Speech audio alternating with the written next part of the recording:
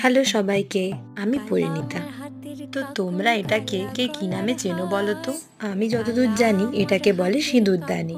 আগে যে বিয়ে বাড়িগুলো দেখতাম সেখানে অনেকেই বিয়েতে বউকে সিঁদুর পরানোর জন্যে ব্যবহার করতো হাতের আংটি বা কয়েন। কিন্তু এখন বেশিরভাগ বিয়েগুলোতেই সিঁদুরদানের সময় এটার বিকল্প আর কিছুই দেখতে পাওয়া যায় না। তার উপর একটু রং আর ডিজাইন করে দিলেই ব্যাস, এটার ডিমান্ড প্রচুর বেড়ে যায়। তাই আজ আমিও একটা নিয়ে বসেছি। লালের ওপর সাদা রং তো সবসময়ই বেশ ভালো লাগে, কিন্তু আজ আর সাদা রঙের কলকা করতে মন চাইলো না। তাই পিচ কালারটা দিয়েই ডিজাইনটা করছি। এটাকে আবার চন্দন কালারও বলা যায়, ভালো করে দেখলে বুঝতে পারবে ঠিক চন্দনের মতোই রংটা। আর বর্ডারে ডটগুলো করার জন্য ইউজ করছি ইয়েলো কালারটা।